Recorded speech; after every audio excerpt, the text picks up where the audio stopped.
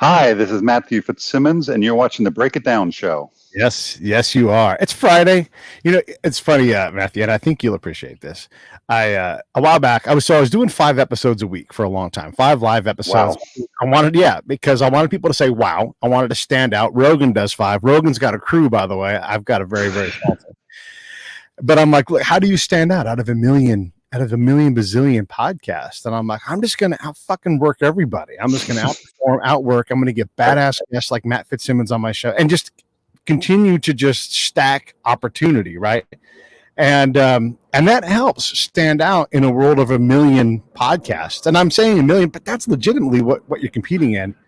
And as I think about this, I look at your stack of books, and there are a million authors. So, you can't write 5 books a week, but you can be prolific. Is that part of your approach? I don't know. It's an interesting push-pull. So, since I started, I'm essentially on a book a year. Which, the nice part of that is, I'm getting a little bit of feedback. Are we? Here, I'll mute my mic. Okay. Sorry. Being on a book a year cadence, I picked up that like publishing lingo.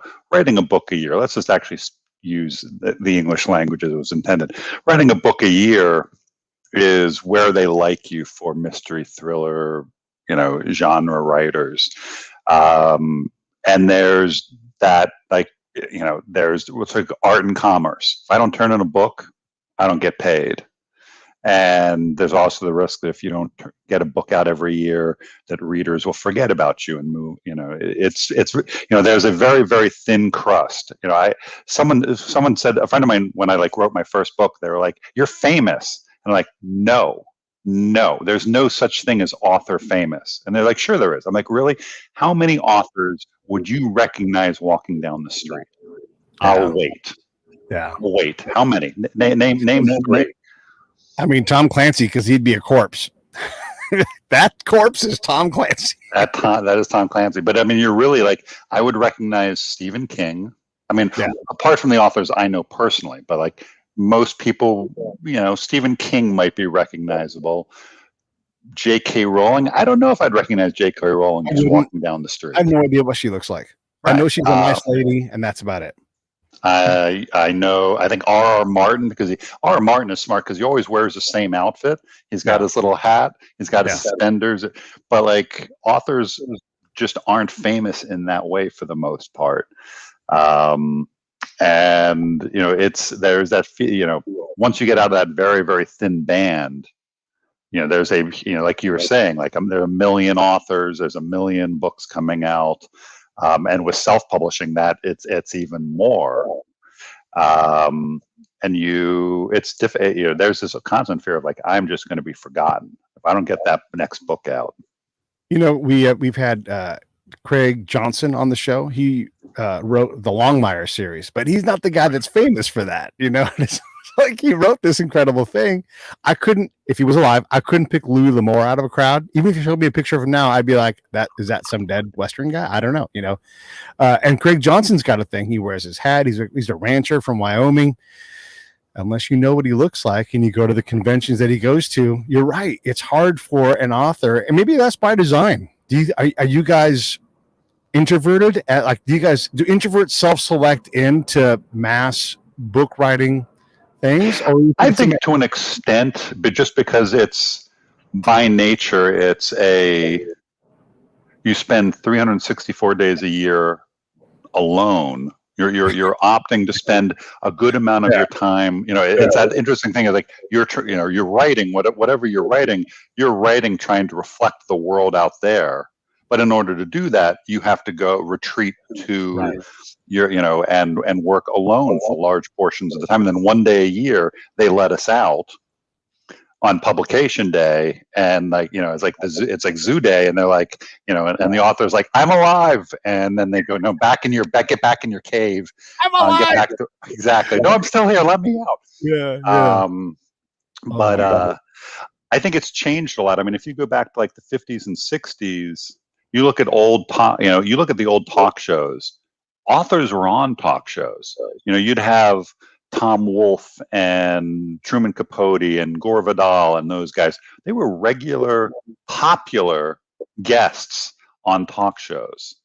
And now really it's just a parade of actors. Like the acting is really the only arts profession that really gets art, I guess, acting and musicians. Those are the only two arts that America really has time to attach to.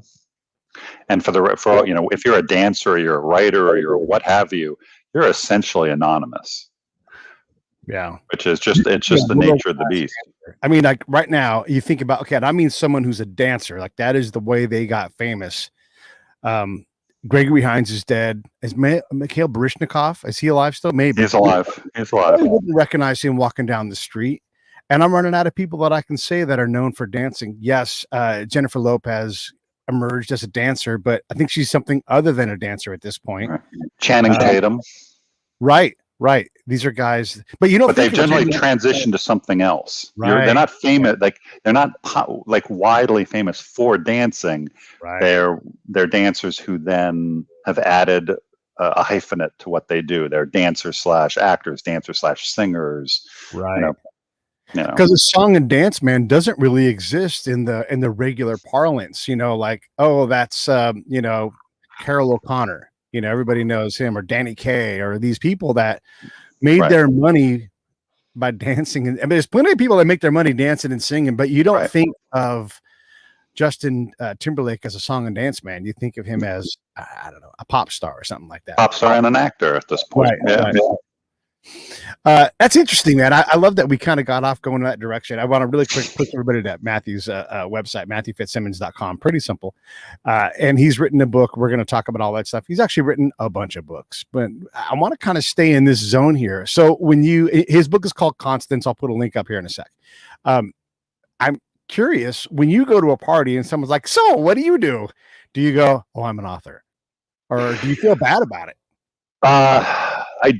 I don't feel bad about it. What I realize I do is often say, well, because I live in Washington, D.C., and people go, what do you do? And I'll say, I'm a writer. And that could be a journalist. That could be a nonfiction writer. Like I very rarely actually just lead with, well, I'm an author or a novelist. I'll just, and people are like, what kind of writing do you do? And then I almost grudgingly say, well, I write thrillers. And then they're like, wait, what? That was not the answer they were expecting at all. Particularly in Washington, D.C., like we're not, it's, if I was in New York, you throw a stone and hit a writer. If you're in L.A., throw a stone and hit a writer. There are not a lot of people writing mystery thrillers, fiction. It's not a hotbed of fiction. We're really known for, historical nonfiction writers, political writers, economists, that type of thing. So it's you're right. In my business, someone says they're an author, I now have to figure out what that means, because maybe they're a technical writer, and maybe they're the most successful technical writer in the world. And if you're in their world, it's like, oh, how do you not know Gabe McKinney? Oh my God. He writes the best manuals in the world. And you're like, I didn't know. I'm sorry. Same thing with actors. Oh, I'm an actor. Okay. What kind of actor? Evil, good, bad, prolific, successful, paid. There's that other sort of thing, which is like, particularly when you're trying to make it, in your 20s, it's like, can you say that you're the thing that you want to be? Right. Like, I think there's also that with like writers. It's like, I hear people say that. It's like, well, I'm not really a writer. I haven't been published. And you say, like, well, are you writing? And they're like, well, yeah. Well, then you're a writer. Right. But there is that sort of sense of like, until you get that validation from, or that like proof, like I have written and someone has paid me for my words and published them into the world, that you're not really that thing, that you just pretend. And I think I think that feels really demoralizing to, when you're trying to make it and you're like, I'm an actor. Well, what have you been in? Well, nothing. I just go on a lot of auditions. Well, you're still an actor. You're just, you're grinding it out. You're trying to make it. Yeah. No, you're making great points. I am an author, a writer of sorts. I'm working on a couple of books. I've got a lot of time in Afghanistan and a lot of like really clear knowledge on that because of my very distinct experience there.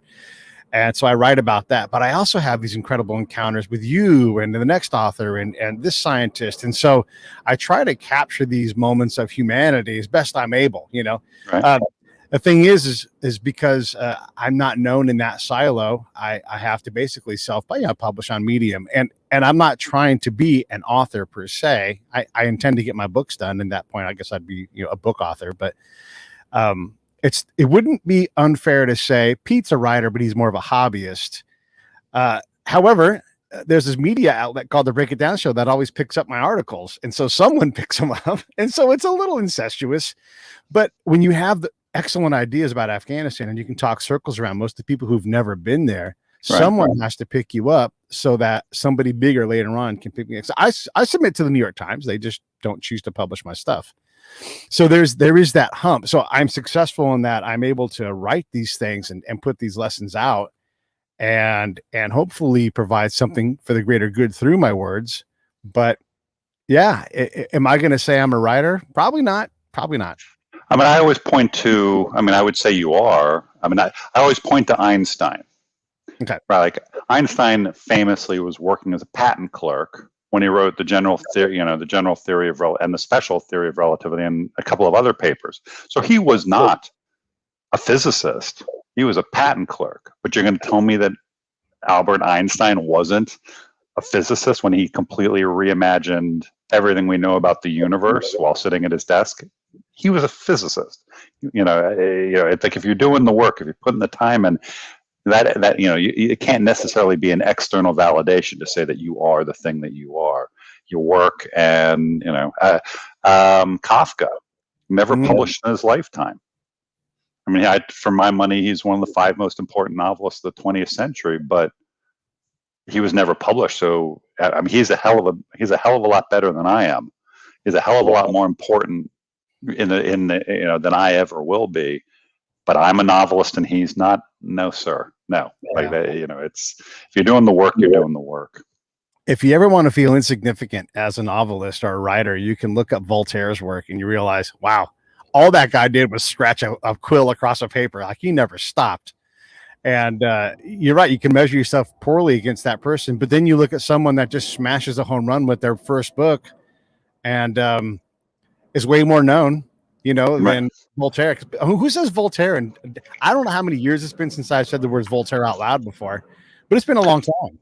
But yeah. I mean, but like, you have those people who smash the home run, but like go back. Something that's always interesting to do is think about the best books that were written from like 1920 to 1930. Right. And you've got you got your Fitzgerald, you got your Hemingway, your John Dos Passos. You've got a whole right. Now go look at the bestseller lists from 1920 to 1930, and almost none of them are on it. And all the people who are on it, you've never heard of. Yeah.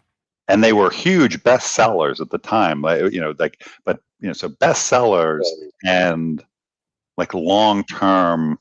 Like these are the people who are contributing work that will be remembered and that will stand the test of time. Those are often two very different animals, and that the thing that we like in the moment is not always the thing that we look back on 30 years later and is like, what was brilliant? Like the Velvet Underground. The Velvet Underground, the band from like 1966 to whenever they broke up in 71, 72, they sold maybe a total like. The Rolling Stones outsold them with one record, everything that they ever did. Right. But for the Velvet Underground, basically everyone there's a whole like lane of American music that has just been building on what the Velvet Underground did. But it took people a long time to realize that, well, this stuff is just revolutionary. Yeah. At the moment, it just wasn't. It wasn't. Sometimes you're ahead of the curve. Sometimes, the ear isn't ready for what it is, and it's like 10 years down the road, and like, ooh, that was the thing. That was the brilliant thing. So yeah. You made me think about Traffic. When you listen to Traffic, that band, right? For sure. There's other bands like that. when you hear the future in their music, you're like, wait, this is 50 years old. There's no way. And so they had their finger on the pulse of something. And like, okay, you want a great example of this, and we'll use bands again. Fishbone is the big band of the Chili Peppers. Fishbone always made the artistic choice. Chili Peppers figured out the marketing side of it. Yeah. And because there's really very little difference as when they were both pure bands, they both grew in their own direction, but one of these is a stadium filling band, and the other one, and I love Fishbone, but they need help to fill an amphitheater, Yep, for sure. And everyone listening, I guarantee I'd be willing to bet that most people are like, they've heard of the Red Hot Chili Peppers, but only a handful of people listening would know Fishbone or be able to name a song of theirs. Right. Interesting. Yeah, it's a fascinating thing that people, that oftentimes the people who are doing the revolutionary work aren't recognized. In the moment in their lifetime. Sometimes, like Kafka died. Like Kafka and I'm sorry to keep coming back to Kafka, but I just find him such a fascinating story. Like on his deathbed, he asked his best friend to burn everything he had written. Burn it all. Fuck him. Yeah. And the guy was like, I will. And then Kafka died, and thankfully the guy didn't do it, and then got it all published. But yeah, Kafka had no idea that he would ever be heard. He died not knowing, and somehow had the fortitude to just keep grinding, or whatever the demon was inside him that made him keep going. He did it. There are two authors that I want to bring up that are on point with this, and I guess the first we had a guy named Dorian Linsky on the show, and Dorian he's over in Great Britain, and he writes really, really good books, and he just wrote basically a biography of 1984, the book by George Orwell. Okay. And it's about George Orwell. And one of the things you realize is that everybody claims Orwell. He gets quoted every day. I mean, Voltaire might get quoted, but you don't know what's Voltaire you're saying. But Orwell constantly on every side of the problem, right. And completely misconstruing what Orwell meant or said. Yeah. Yeah. I had to learn so much by reading Dorian's book, because I read because it was like, as he evolved as this writer to get to 1984, his thoughts progressed, and he went from this one thing. And so if you think you understand him, you'd better do some more reading, but he crushed it. He crushed it so that he's still a best-selling author today. I mean, constant. And that's remarkable. And I bet he would be blown away, because he struggled, like any author, he struggled to figure out his voice. But boy, when he got there, he gathered people like by the bazillions now at this point, 1984 and Animal Farm are just two massively prescient, important works, but they're not a lot of fun to read. Like they're they're serious books with serious points to make, and not necessarily popular points at all the time. Yeah, and they're combative points. The other guy I wanted to bring up is someone like Peter Drucker, who wrote on the business side of things, right? And he's like, I'm just going to keep writing books and being a professor, and I'm going to learn about business, but I'm going to learn out loud. So when I say something in 1968 and be like, I was absolutely wrong about that. But if you read that 1968 book and you're like, this is the Bible, you realize that your teacher evolved past you. So if you don't go to the body of work, Thomas Sowell's body of work, good God, if you go through that, you're going to come out smarter, but you're also going to learn like he learned. And there's very few people that consume an entire body of intelligent work like that and are able to process it, because, someone like Peter Drucker is just a genius. And he was a genius not only because he had the thoughts, but he could communicate them in a mass way that we all could kind of get. Well, I think that's the trick, is being able to do both of those things. So oftentimes I remember in college being flummoxed by this, by being assigned a writer, and the ideas were brilliant and the writing was impenetrable. And just, you're like, I can't, like, I want to understand this, but you can't communicate. You are not communicating this in a way that I can absorb it. So it's when you have the two at the same time that you really have a force, but they are rare. Yeah. All right. Let's talk about your work a little bit. Let's segue from George Orwell to Matthew Fitzsimmons. That seems like a fair and just comparison. No, but this is the thing. So let's kind of go back a few minutes in the conversation. And you're a novelist. You tell people, yeah, I write thrillers. And the only time we ever see these people, because to your point, writers like that, just they aren't famous, is when there's someone's writing an adorable like rom-com, like, oh, I'm a novelist and I live in New York and I'm troubled or whatever. And that's the only thing we know about them. So what is it like to be a successful novelist who writes things that people buy? What's it like to be you? Like, help us understand what the movie version of you would look like. Like, we really saw the real novelist. Yeah. Well, I mean, I always try and describe the difference between writing my first book and writing my second book. So I wrote my first book. At the time I was a high school teacher. I was teaching high school English in Washington, D.C., and I, for various reasons, decided to try and write a book. And I didn't tell anyone about it. And it took me 2.5 years. And when I got done, I got very fortunate. I found an agent, and my agent did an amazing job and sold the book, and I got a book contract.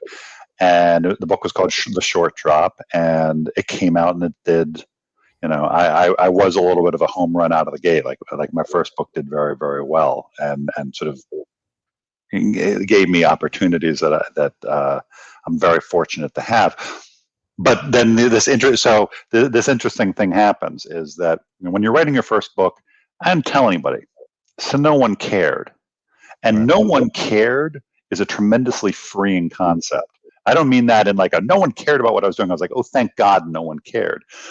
Because if you didn't feel like doing it that day, no one cares. And if it's not going to be done for another 6 months, no one cares. Yeah.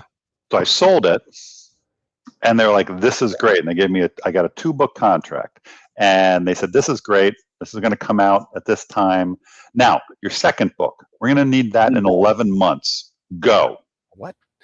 And I went, what? And they're like, yeah, to build on the success of the first, we need the next one in 11 months. I said, so I stopped teaching and I became a full-time writer, and I had to learn. I mean, so you asked me what the life of a novelist is, particularly, it's different for what, so a guy like Kazuo Ishiguro, the Nobel Prize winning author, English author, he writes a book every 6 years, thereabouts. Like he takes his time.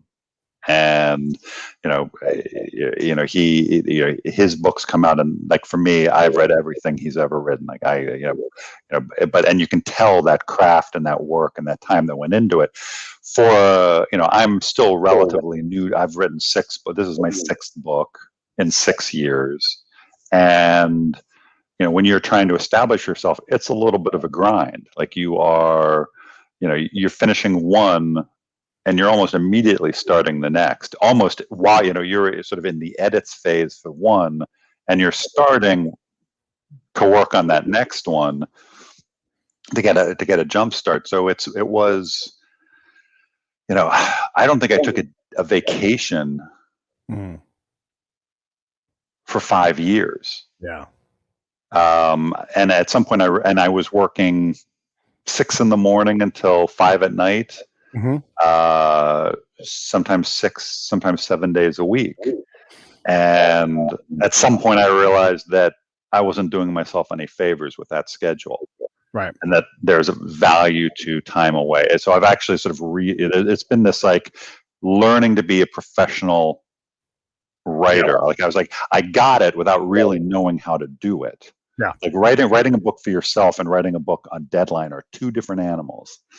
So my life I'm trying to get better about, the fabled American work-life balance, but I struggle and I have anxiety if I'm not working, and like get back to that keyboard as soon as possible. And but life is good. Like it is a dream. It's what I wanted, and I'm so. It's really nice to get up in the morning and be like, this is what I want to be doing with my life and my time, and have the privilege and to have the good fortune to be able to do it is just spectacular. Yeah, I agree. I'm in a similar place where I love what I do. I'm like, I can't wait to talk to this dude today. And it's Right. you, it's the next person. And then to find out these other gems talking about the Velvet Underground instead of like, and then in Constance, what happened? Like, well, yeah, for sure. We're going to talk about the book and everything, but I think it's much more fascinating for me as I get up to do my work is to like give the guest and give the audience something that they're not going to get on the next episode with they see like I want them to go, I don't know anything about Matthew. I'm going to have to watch an actual show that actually talked about his life and everything. I want that to be the case because I want this to be a unique experience, and it's wonderful to be able to create these things with people. And the trick is, and just to say, is like you're good at it, kissing up to my host, but that how much work it takes. I watch, having done, I've never been on television in that way, but like doing podcasts and being on people's shows, like I have so much respect for people who can go on a talk show and look like they've known Jimmy Fallon for 30 years and they're best friends, and just have that instantaneous, like natural, like we're just going to chat in front of a studio audience and millions of people, like we're just sitting in our living room, is an art form and requires a huge amount of work and preparation and skill to make it look like anything. It takes all that work to make it look easy to shoot a free throw. Right? Like by the time you actually see Michael Jordan, like in a game, he spent 30,000 hours in the gym practicing, but it looks like he's just born great at basketball. He wasn't. He worked his ass off to be great at basketball. This is right. Like, so to do what you do, you have to figure it out. And part of that, and this is the next level of figuring it out, right? Like I was going to ask you, are you an iron butt guy? Are you, I go away for 2 weeks and get started? There's all kinds of approaches that everybody's discovered, but we all have to discover our approach. Like finding your voice writing, sure, but finding your working voice as to what works for you. And to know that, I am going to hit this mark, but first I got to freak out, and then figure out how to not freak out so I can find the elegant way to do that. I mean, that's been a theme for a lot of the authors that we talk to are like, yeah, and then I figured it out. I know what it takes. And there's guys like, I work 4 hours a day and then the well goes dry. It'll refill overnight, but I work 4 hours a day. And it's not that they're not working. It's that by not working, they're allowing the well to fill. Well, there's a great old writer's joke is, what's the hardest thing about being a writer? Is convincing your spouse that sitting on the couch doing nothing is work. Yeah. Because there's a lot of like, I'm now like so here's how I work. If I can't figure something out, I go and I lie in bed and I put a pillow over my face and I will lie there and think, and it looks to all the world like I'm sleeping, but I am actually like, I put the pillow over my eyes. This is more information than anybody needs, but I lie flat on my back. I put a pillow over my eyes so I can't see anything. And then I try and think through my problem. But convincing anyone that that's my job, good luck with that, because that's a tall order. Because it looks like I'm just taking a rest time. Yeah, I mean, because what you're not is a guy wearing some, Tony trousers and a loose knit wool sweater, walking around DC's cafes, kind of Right. thing. Like, there's a time where you're like, if anybody saw me right now doing this, I always say, so I used to be a spy, right? And so when I would be out in Afghanistan running around, I would say, if you saw me working, you would swear Pete's just fucking off having a conversation. But that's me working. They're design in what I do. And it's like watching Willie Nelson play the guitar. You cannot play the guitar like Willie Nelson can. You won't be as good as him at it. He's just so wonderful. But it looks like the easiest thing in the world when he does it. Right. And that's sort of the thing. And sometimes it looks insane, like putting a pillow over your face. Or how many times have I gone and worked out to purposely not think about my problem that I'm in Afghanistan, or taken a really hot shower and just like got out of my head. And then I'm like, oh, I have the answer. And then I go back and I can write down this report, and I will have put the pieces together by purposely not putting them together. And I know all these things make sense to you because we have to sort these things out too. Like, what do I do when I'm stuck? You go put a pillow on your face. Right. It's like one of the things I always had to tell, it was one of those lessons I tried to impart to when I was a high school teacher was, you look out at adults, who were successful, and very rarely do people want to talk about how hard they had to work for what they had. They want it to sound like Well, it was just a foregone conclusion that I'm unbelievably talented, and it's like the whole like never let them see you sweat, and convincing kids that it wasn't just going to come easily, that they were going to have to sweat, and that it was good and valuable and essential. And I always use the Michael Jordan example. When you heard people talking about Michael Jordan back in the '80s, it was always couched kind of insultingly as he was just better than everyone else. He was more talented and he was more athletic and yada, yada, yada. But frankly, there are a million guys. There are guys who come into the NBA every year who are just as athletic as Michael Jordan, who are just as tall as Michael Jordan. But Michael Jordan worked and had a mindset. And like he watching that like 10-part like The Last Dance, like you saw like that man was driven. He didn't just like show up on the first day and was like, I'm great at basketball. That man worked. And I think it's easy to lose sight of that fact because we like this idea of just like the effortless success, the effortless talent, the effort, we don't want to see how the sausage gets made. We don't want to see the guy with the pillow over their eyes. We just want to see them getting the best actor Oscar. And like, that's it. Like there was no work to that. That was just, effortless. Well, and anybody who's that peaky in their brilliance and they've worked to get there, because the guy who is just as brilliant, I get Darryl Strawberry. If Darryl Strawberry wasn't riddled with addiction and all his demons, he might have been able to work at really being the player that we thought he might be. We're going to talk to a guy that did a whole documentary, a 30 for 30 on the Mets. And I'm going to ask, a little bit about that because you look at the guy that just simply outworks the super gifted guy, especially in baseball. It's just like tools are great, but can you put those tools to work even when they're hurt, even when, and there's something to that, especially on the creative side, like with what you're doing and trying to create this. I'm curious, you live in DC, which is, I think, a great place for a writer to live who writes thrillers, because I mean, you can always hit a thriller in DC and must meet fantastic potential characters where you're like, oh my gosh, like in your first book, you've got a Marine in there who's also a hacker. You probably really met that person in a bar somewhere. And you're like, oh yeah, this solves this problem. I remember I met this guy. I got the pillow on my face. Like, don't forget, you met that guy, Jeff, and he's a hacker. He's a Marine. All right, that's my guy. And then now I know his story. I mean, that must happen for you all the time where you're just cataloging human experience as you go through the DC world. Well, DC is a remarkable resource just because, it's kind of a unique city that there is probably an expert on every subject somewhere, between the diplomatic community, between the intelligence community, between, there's probably between the governmental side, the nonprofit world, which is the nonprofit lobbyist, the lobbying firm that is lobbying on behalf of the whales or what have you. Like there's an expert on anything here.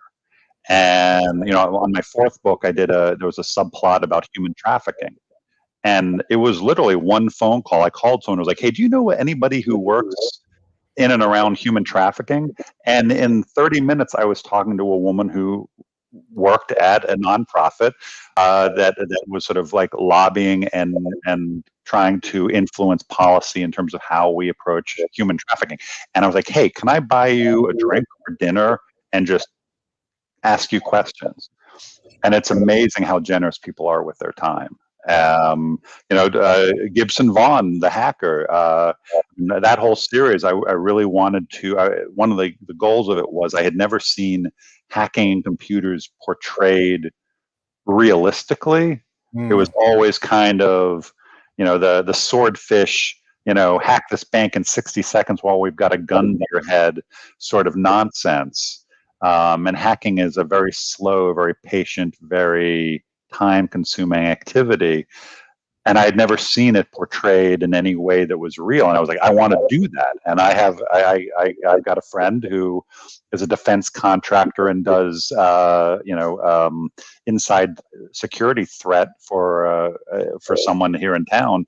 And he's been advising me for 6 years on it. And he makes me so much smarter, or sound smarter. I'm a relatively dumb guy, but if you talk to the guys who know, they will make you sound they won't help your book sound real and give it that grounding in reality. So yeah, no, DC is just a brilliant resource.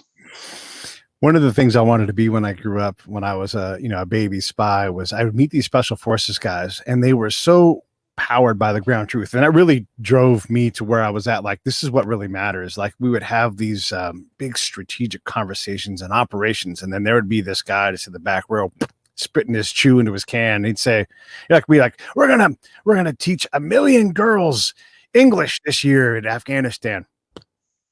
How exactly are you gonna do that?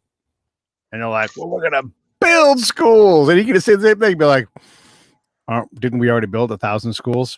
Damn it. And like these guys that they're just steeped in the truth. They make such great characters. And those guys, they're contractors. And contractors are not mercenaries for the most part. We get this sense of this. And so when you allow these people to be incredible, they can blow you away with their reality. And I think that they make great character, even if the character just flies in for a moment to make their point and then they disappear from the story forever. That's got to just be so powerful for you to be able to inject truth into these stories. For sure. No, without question. It's that interesting thing. It's like, do you have to have done the thing in order to write the thing? Yeah. Like, do you have to have been a Secret Service agent to write a Secret Service character? Because there is sort of a whole sort of, set of writers who, former district attorney writes legal thrillers, former cop writes, cop thrillers, former special forces soldier writes, and there is that sort of sense that one-to-one, like, they write the thing, therefore that book will be whatever word you want to apply to it. I don't have that luxury. I have to, maybe this is just pragmatic and like personal, but I subscribe to the idea that that a writer can get to the truth without having a firsthand experience of the thing, through observation, through hard work, and that but there are people for whom, like, well, no, I want the real deal. I want to know.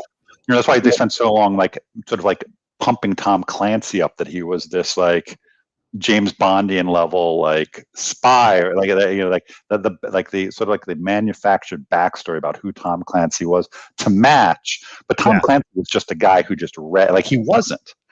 Like, there's a great example of someone who, like, you would have thought that guy had every security clearance in the world and was like, but no, he just took unclassified documents and he did the work and he read and he then put it into a book. And it sounds like, and it is, you believe it because he did the work. This is such an important point. And I've had a lot of veteran military thriller writers on there because, one, I want to support those guys. And two, there is an authenticity that they can bring. But you're right. Tom Clancy is a great example where I don't think a military or a CIA type intelligence gatherer could have told those stories. One, they'd be too siloed in terms of what they could do.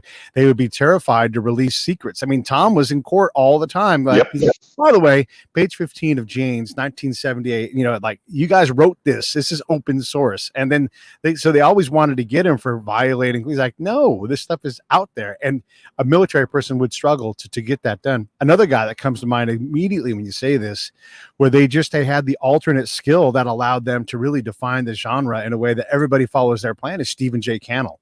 He was never a cop. He was never a detective but you want to write a thriller, especially a cop thriller, it's set in Southern California, you'd better be knowledgeable in his work because he's set the standard, Right. Or, a great example of that is David Simon, who was a journalist and did The Wire, and then did Treme, and he's did a great job on Generation Kill. Yeah, okay. Like Generation Kill, I think, is one of the best portrayals of, like, an active duty, like, in country unit, and David Simon has no. Like, he has no military experience. I don't know whether he has military experience, but his career was not in the military.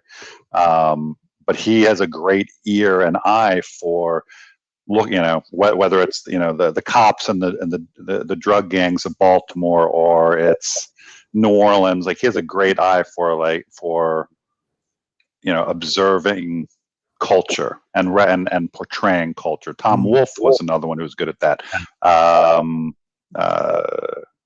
De Tocqueville, maybe the greatest observer of America. I mean, if you ever read de Tocqueville's stuff, it still is unbelievably on point about America and what it is to be American. And he was a French aristocrat, but he went in and he did the work.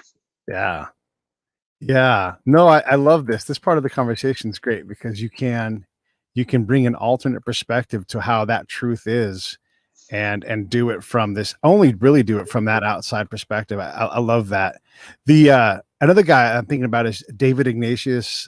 He's a writer in DC, and normally he writes his beat. This is for people, but his beat is basically international politics, primarily the Middle East or whatever. And then every now and then he's like, and I want to write a novel. You think about his knowledge. He's not a spy, he's not an operator, but he knows how these black programs in essence work, what happens, how the senator is going to cover his and then all the intrigue is built in. And that's got to be the same thing for you. I mean, you were around this stuff. You understand, so a friend of mine, Kat Connor, writes fantastic. She's from New Zealand. She writes fantastic, FBI-based thrillers, right? And she is so good at being just ahead of reality, that when reality happens, you're like, how did you know this? How did you know that? Yeah. And I mean, this has got to be right up your alley. I mean, this has to be exactly, because you're talking about hacking and quantum computers and all these different things in your books. You must be like, I predicted the future. I mean, every book.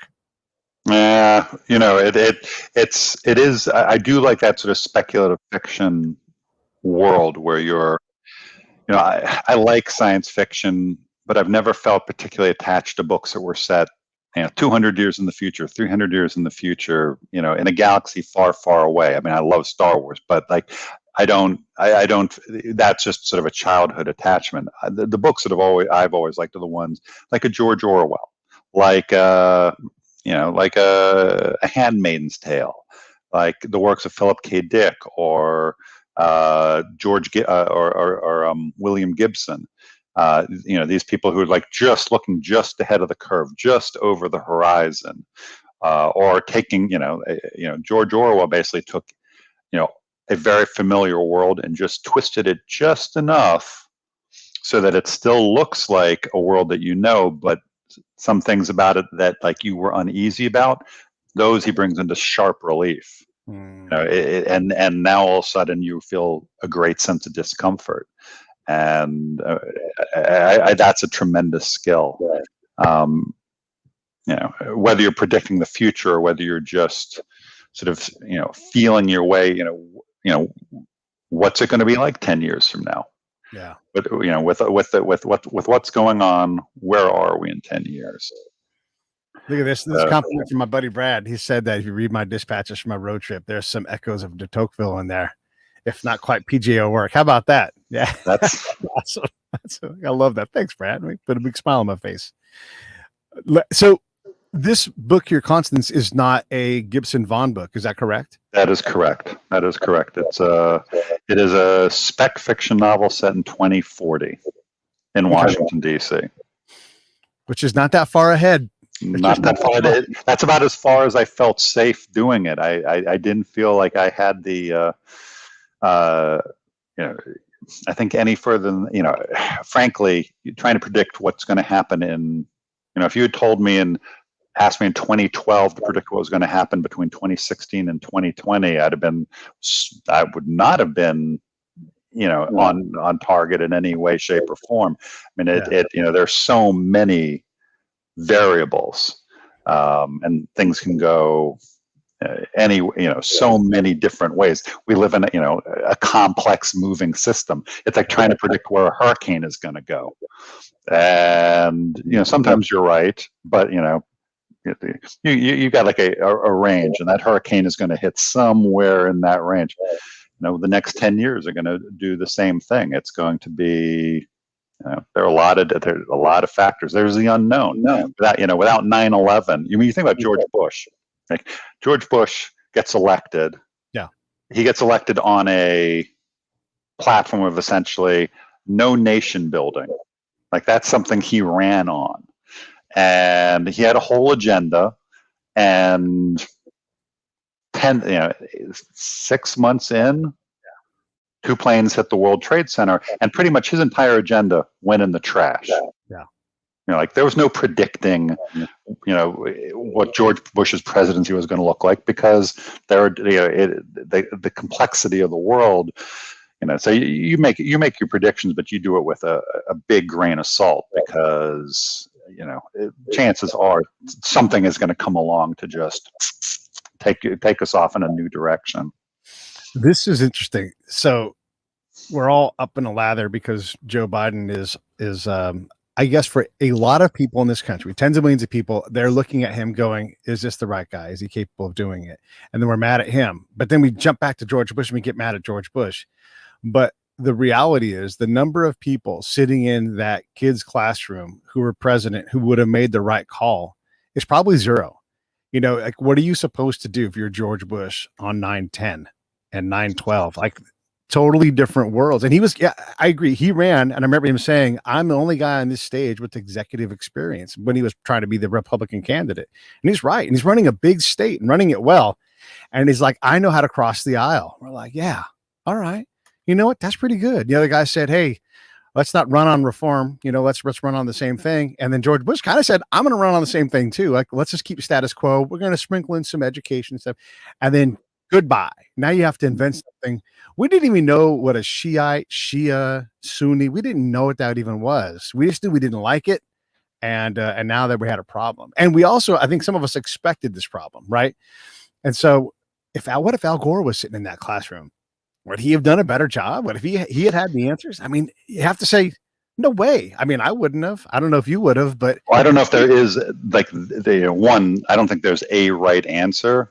Right. The other thing I feel really bad for modern politicians, and I feel bad for them for the following reason. And I always use the example of the Revolutionary War.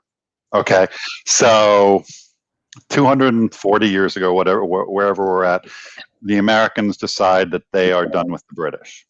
So they write a letter, and I'm paraphrasing. This is not historically accurate. I'm just for point of demonstration. They write a letter. History, yeah. They write a letter. Hey, King George, we're out. Love America. And they put it on a ship, and the ship sails 3 months across the Atlantic, lands in Portsmouth. Someone has to carry that letter to wherever the king is. The king has to look at it and go, all right, what are we going to do about this? And then they have a conversation. Meanwhile, America's been busy for months. And King George writes back, no, you're not out. You belong to us. Writes it, walk it to Portsmouth, put it on a ship, and go back another 3 months. So now we've gone 8 months between two events. Right.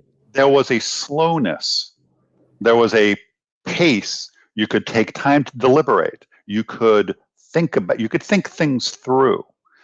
Now jump forward to 9/11, jump forward to the last days of our occupation of Afghanistan, whatever you want. Now, as a politician, as a leader, you have nanoseconds to make that same decision. You don't have 8 months.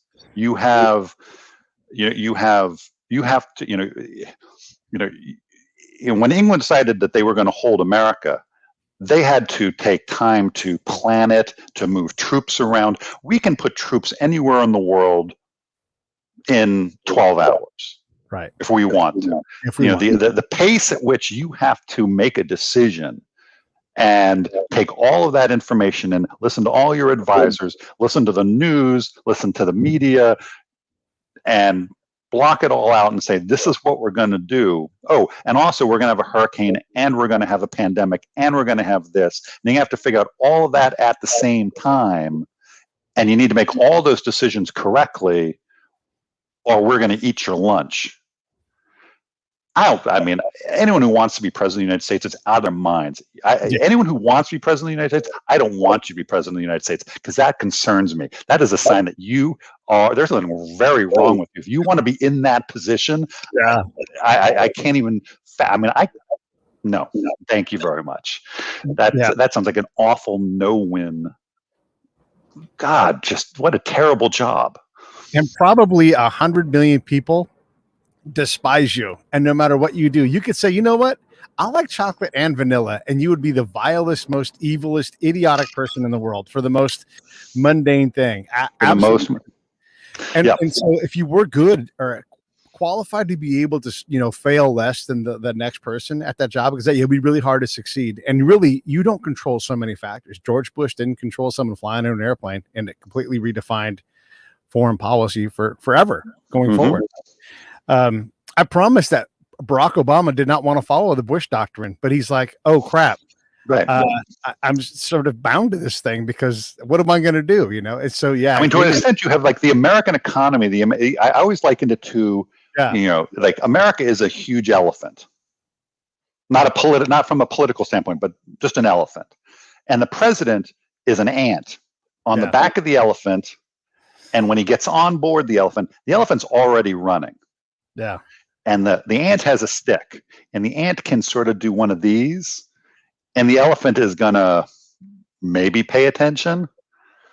But again, it's just, that is an awful and thankless job. It is. It's so bad. It's just so bad. I mean, you think about this. So Joe Biden has all this stuff going on. Half the nation hates him. There's talk about impeachment, a lot of things, serious things that require his attention, or his staff's attention.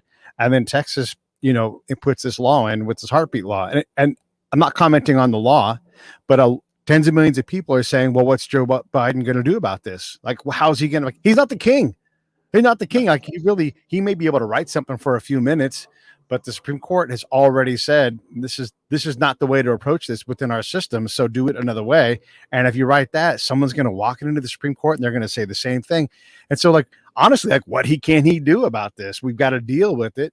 But it's really Texas's problem, And so now we've got it anyhow. Blah blah blah blah blah. Yakety yakety. But it is interesting how I always hear. I live in the District of Columbia, so.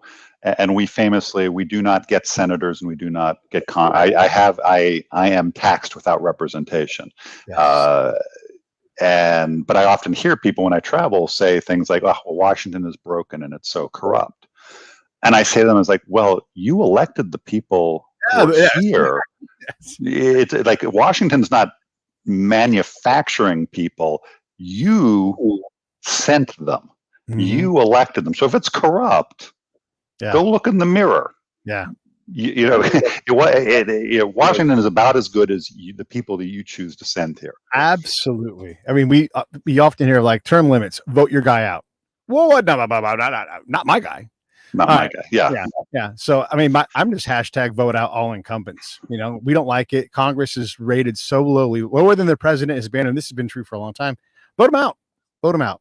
Give someone else a shot. You want to make a change. Hey, the legislature's the one that's supposed to be doing most of the stuff the president is doing anyhow. So why aren't these guys figuring out how to get along? Anyhow, let's wrap up talking about Constance for a few minutes again. Okay, deal. We are trying to sell some books here. Books, schmucks. Whatever. Yeah. But I think it is important to have these interesting conversations, because it does open our minds to like, who we're going to be reading. And one of the things I love to read, like, older writers that are past, like, you're reading their best words they had in that moment on, in that time. So in the context of the time, their best effort, and they probably would be like, you know what? There's like 15 sentences in that book that I would love to change. And now that I've been dead for 100 years, I would change about half of the book. Right. And so when you read it with that kind of mind, how much does that go into you and what you're doing? I mean, can you be that precious with your words, or do you just got to kind of push this stuff out? I mean, how much does the quality of what you hear in your head and what gets on the paper, how much does that matter to you? It matters an enormous amount to me. And I saw an interview with Mick Jagger years ago, and the interviewer said, "Hey, do you if Tumbling Dice comes on, your limo, is that cool? You're like, turned up. He's like, no, no, no, no. I make them turn that off right away. He's like, really? Why? He's like, oh, I can't stand listening to Rolling Stones songs. And the interviewer's like, really? You don't like? He's like, no, because I'm a much better musician now, and I can hear all the things that we did wrong, and I can't do anything about it. Like I see all the mistakes. I see the places where we could have produced that better, and I can't fix it. So I can't. So there's a. I mean, I don't mean to speak for the entire writing community, but my guess is that there's a point at which something just has to be done. Yeah. Whether it be a film, whether it be anything, there's a point at which there's a diminishing returns from, can I improve this? But there are always improvements to make, and I'm sure if I went back to my first book, I would do a lot of things very differently. I'm sure if I went to my last book, I'm sure if I started reading Constance, actually I did a reading of Constance the other day, and I'm changing words as I go in my head. And I read it differently than it was on the page. Like I fixed it on the fly, which I don't know if that's a good idea, but my brain was like, oh, no, this would be better. And it's just, it's a rabbit hole. It's a dangerous rabbit hole. But yeah, no, the quality of the words, it to me is incredibly important. But there's also at some point I have to be done, right? And I have to accept that I have finite time and finite resources, and this is as good as it's going to be given those other factors, which is a tough thing at some point and then to release it into the world, and for people to be like, this thing should have been better, and you're like, I know. So true. I wrote a recent op-ed thing about Robert Gates wrote a thing in the New York Times saying like why we should stay in Afghanistan. This was in July, and I'm like, look. And I missed the point. Like I thought I had wrote it in a way that it was understandable, but people read that as we need to leave. And I'm like, no. We haven't earned the right to stay because we didn't do our job on the ground in a way that is professional. We ran it half-assed, and I can say that because I was on the ground, but that didn't come across. What came across is Pete thinks we should leave no matter what, and completely leave. And that wasn't and so I'm like, damn it. I wrote this thing. I spent a lot of time writing, and when I read it, and I'm like, I absolutely can read it in that vein. And I guess this is like the thing I think about, like, what would F. Scott Fitzgerald have said if he could say what he actually wanted to say? Like when you can sit down and really explain your book, because a book is linear, and like you said, you're on a timeline. And at some point, you're like, it's done. This is as done as it gets. That's how the show is for me. I'm not going to go back and fix stuff that it just doesn't matter. Like there's new things to work on, but you have to keep that in mind that Laura Ingalls Wilder wrote the best book that she could write when she wrote that book based upon an old memory and everything else. And so it's not supposed to be perfect. It's not supposed to be canon. It's supposed a good way to look at it. Yeah. The way they're at. Yeah. Yeah. So is Constance canon? Is it perfect now? I'm going to say yes, because short of it becoming a movie where I can, and that I had some influence in, and pushing it, making adjustments, that this is the book that it is.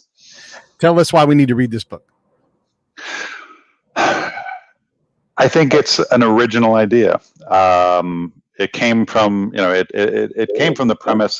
I was just monkeying around with the idea of a traditional murder mystery detective novel, and I posed the question: how could I get someone to investigate their own murder? How could someone be both detective and victim at the same time? Because obviously you can't, unless you're Patrick Swayze in Ghost. There's really no way, unless there's a supernatural element, you can't investigate your own murder. Right. And then the cloning piece came to me, and it started. And well, what if it was a clone of someone who'd been murdered who's now investigating her own murder while nefarious forces are threatening her? And then I was off to the races. And so basically the premise of the book is that there's a company in 2040 that offers a cloning service that will upload a record of your consciousness and store it and make a clone of you and age it so it's exactly the same age as you, and then hold both of those things in storage. And then should something unfortunate happen to Matthew Fitzsimmons and he dies, the consciousness would be downloaded into the clone and Matthew Fitzsimmons would carry on. And I said it in 2040, and so I think that's a fun story. I think you should read it because it's a fun mystery told in a way that I hadn't seen done before. But then once I got into the weeds of it, and I said it in 2040, and it's just around the corner, and I really liked this idea that a technology gets introduced, that the technology gets introduced without society and culture's permission. Yeah. Like my grandmother was born in 1921 and she died in 1999. In 1935, they passed the Rural Electrification Act, which, because at the time in 1935, only 2% of American farms had electricity. 2%. Let's think about that. That was crazy. 1935. So that was when she was 14 years old. Yeah. For the remainder of her life, we see the rise of the automobile, the rise of the highway. She got on her first airplane when she was 30-something years old. Like, she was born into a world where, like, air travel was not a thing. And by the time she died, she flew to Europe. She saw the atomic bomb. She saw the computer, the cell phone. I mean, it was like the assumptions about what her life was going to be and where her life ended it was just mind-boggling. Like, the journey and the number of things she had to absorb. But no one asked for the atomic bomb.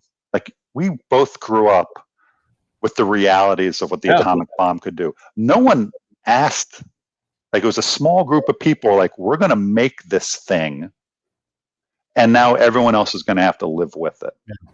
And sometimes that's for the better, and sometimes it's not. But there's not really a lot of forethought about, is a technology, what are the unforeseen consequences of introducing this technology? And so cloning was a really fun way, or an interesting thought experiment. Like, if you introduce cloning to America, how would people react to that? How would we react legally? How do we act socially? How do we act culturally? Would it be accepted? What if it was only available to the 1%? What if only the very, very rich could have clones and the rest of us were just out of luck? How would we react to that? So I think it's a really fun story, but it allowed me to pose. It was a lot of fun to build that world and to sort of look at what those consequences and sort of try and predict how America would react, how the world would react to that. And some of it's good and some of it's bad, and some of it's very hostile. And, it was a fun hypothetical. So, yeah. No, man, this is great. I love having this conversation. I want to have you back every time you have a book out or you want to talk about something, because it's just, I'd love it. A lot of knowledge in your head. One of and I love the thing about your grandma. I love these things where we look at time and you're like, wait, what? Like, I'd like to say, okay, Laura Ingalls Wilder, Wyatt Earp, and Cochise were all alive at the same time.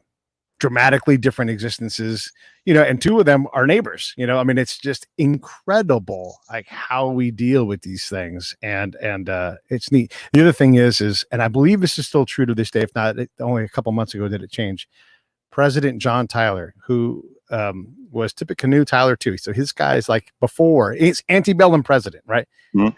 He's got grandkids that are still alive, not great grandkids, and so these dudes are obviously in their 90s, but that's the living memory of this nation. And there's been a lot of technological change. It's just remarkable. I can't, and what's interesting is, like, in our lifetime, I mean, I'm 51. I was born in 1969. Things have actually not changed that much compared to my grandmother. Like, there was this, like, burst. Like, the first half of the 20th century was just, everything got rewritten. And we spent the second half of the 20th century refining everything that we'd done in the first half. But life is, that was an interesting, like, how different will life be in 2040 than 2020 was a fun game to play. Yeah. Because how different is life in 2020 than it was in the year 2000? Like, how would you know, if you were walking down the street, how could you tell it was 2020 versus the year 2000? Yeah. Yeah. And it On wouldn't this be thing that I have in my hand, you can get in an argument with people anywhere in the world and talk in almost in damn near real time and say evil shit to each other as much as you want. Like that's Yep. one of the outcomes. That's Yep. great outcomes. But you're right. We're basically exactly the same age. I was born January 70. So like we're minutes apart in terms of that. Yep. And we have seen incredible things. But yeah, you look back at those generations past and how in the world do they even process it? I mean, literally, Laura Ingalls Wilder is a great example. She grows up in a dugout on the side of no one moves into the side of a riverbank anymore. Like that's not even a thing. And then in her lifetime, there's a satellite in space. Yeah. Insane. Yeah. Well, listen, I don't want to keep you much. Everybody should buy Constance. I know I'm going to do it. I'm going to get it. I can't wait to read it. And then let's have you come back on all the time because it's just great to talk to you, man. I really anytime you got a gap in your schedule, just shoot me an email. I'm in. Perfect. All right, stand by for 1 second. Let me run this roll here. Oops. All right, hang on. My computer's here. We go. Okay, stand. Hey, thanks for watching the show. I really appreciate it. Right here, you can subscribe. Please do that. It makes the show grow. Hit that notification bell so you know which incredible guest is coming up next. Down below is the PayPal link. You can put a small subscription in. That is an enormous help. All that money goes right back into the show. And then right up over here are the next episodes you should listen to, curated by yours truly.